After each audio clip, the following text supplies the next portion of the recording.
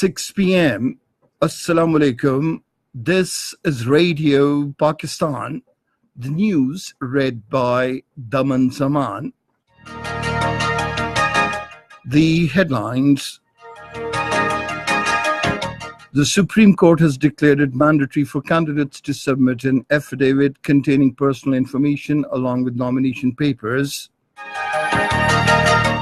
The caretaker Prime Minister has directed the Finance Division to plan long-term structural reforms package for consideration of the incoming elected government.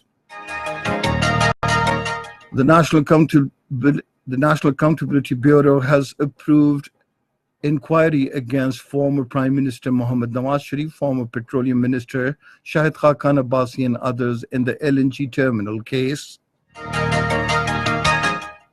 Pakistan and Romania have agreed to enhance bilateral trade and economic cooperation. The United Arab Emirates and Qatar will send troops to Afghanistan to train and support the Afghan army under the Afghan-NATO security agreement. And now the news in detail.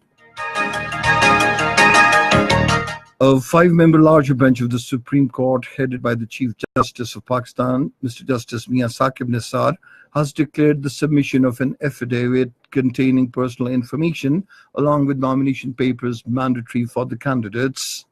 Hearing a case pertaining to nomination forms in Islamabad today, the bench directed the Election Commission of Pakistan to prepare the specimen of the affidavit and present before the court. The court said the existing nomination papers will stay in place and the affidavit to be submitted by the candidates will carry the additional information. The Chief Justice once again made it clear that the general elections will not be delayed and these will be held as per schedule. Prime Minister retired Mr. Justice Nasir-ul-Mulk chaired a meeting of the caretaker Federal Cabinet in Islamabad today. Secretary Interior gave a detailed briefing to the Cabinet about the functions of the ministry and its various attached departments. He also informed the meeting on various legislative and administrative policy initiatives taken for ensuring internal security and law and order in the country.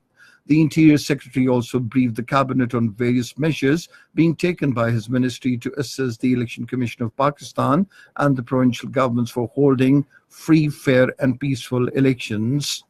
The Minister for Finance, Revenue and Economic Affairs, Dr. Shamshad Akhtar, gave an overview of the economy and the present situation of various economic indicators. While noting satisfactory GDP growth rate of around 6%, the Cabinet underscored the need for taking immediate measures within the mandate of the caretaker government to address certain issues related to balance of payment, fiscal and debt sustainability, and better management of public sector enterprises. The caretaker Prime Minister directed the Finance Division to formulate a comprehensive strategy containing immediate measures as well as a blueprint of long-term structural reforms package for consideration of the incoming elected government. The Army Chief General Qamar Javed Bajwa called on the caretaker Prime Minister, retired Mr. Justice Nasir-ul-Mulk in Islamabad today and discussed professional matters pertaining to the Pakistan Army. The Army Chief felicitated Nasir-ul-Mulk on assuming the office of the Prime Minister. The Chairman Joint Chiefs of Staff Committee General Zubair Mahmood Hayat also called on the caretaker Prime Minister Nasir-ul-Mulk in Islamabad today. They exchanged views on professional matters of the armed forces. General Zubair felicitated Nasir-ul-Mulk on assuming the office of the Prime Minister.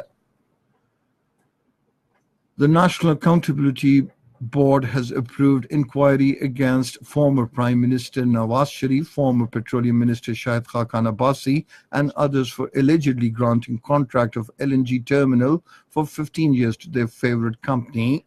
This was approved at a meeting of the Executive Board of the National Accountability Bureau, which was held in Islamabad today with retired Mr. Justice Javed Iqbal in the chair. The meeting observed that this had caused loss of billions of rupees to the national exchequer. The meeting also approved investigation against former Chief Minister Sindh Syed Qaim Ali Shah and others for awarding contracts against rules causing a loss of 127 million rupees to the national exchequer. The executive board meeting of the National Accountability Bureau also approved to launch corruption reference against former Chairman Karachi Port Trust, retired Vice Admiral Ahmed Hayat, and former General Manager Karachi Port Trust, retired Brigadier Sayyid Jamshed Zaidi. Addressing the meeting, NAB chairman said corruption is a cancer that needs to be rooted out from the country. He directed to make scrutiny, inquiries, and investigation of all complaints to their logical conclusion on the basis of law, merit, transparency, and solid evidence. The Accountability Court Islamabad has adjourned the hearing of the Evan Field reference against the Sharif family till tomorrow. NAB prosecutor will submit his final arguments before the court. This is Radio Pakistan. The Deputy Chairman Senate, Senator Salim Mandiwala, says the world must recognize the sacrifices of Pakistan in the war against terrorism.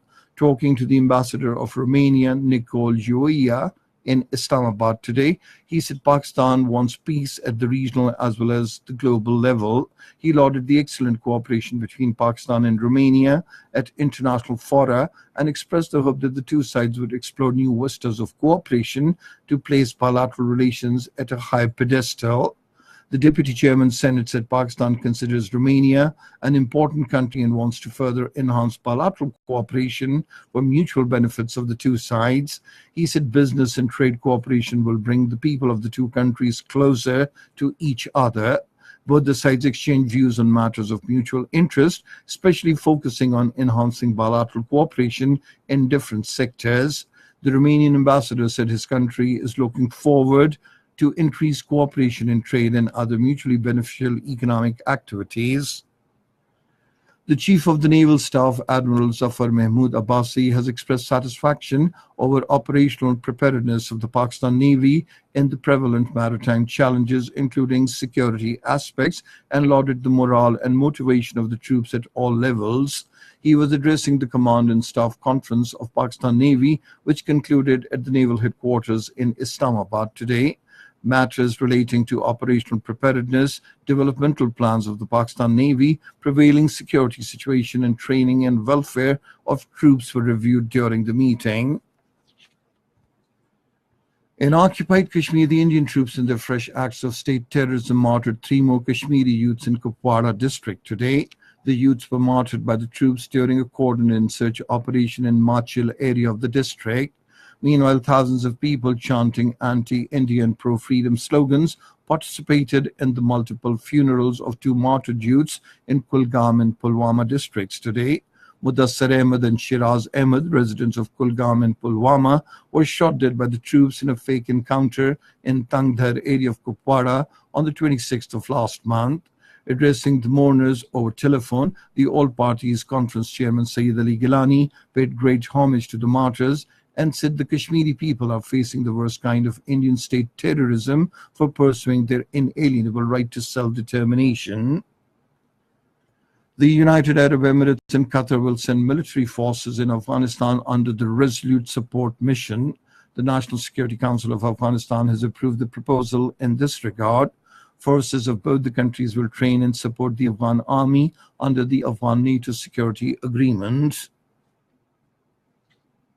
A Palestinian was martyred by the Israeli military during a raid in the occupied West Bank today. France showed resentment over Iran's declaration of increasing its uranium enrichment capacity in case of the breakup of nuclear deal with world powers. French Foreign Affairs Minister Jean-Yves Le Drian termed disintegration risk of nuclear deal close to the red line. However, he said France will continue efforts to save the nuclear agreement remained intact. And finally, the weather. Very hot and dry weather is expected in most parts of the country during the next 12 hours. However, rain, thunder showers with gusty winds are expected at few places in North Balochistan, Rawalpindi, Gujranwala, Lahore divisions, and Kashmir.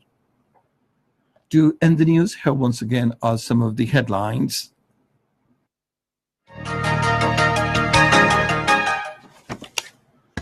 The Supreme Court has declared it mandatory for candidates to submit an affidavit containing personal information along with nomination papers.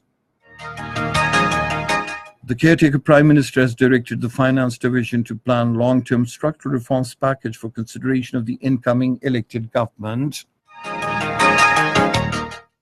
The headlines, and that is the end of this news bulletin. For more news and analyses, log on to our website, radio.gov.pk, and you can also watch the live video streaming of our bulletins on the link, facebook.com/Radio Pakistan News Official.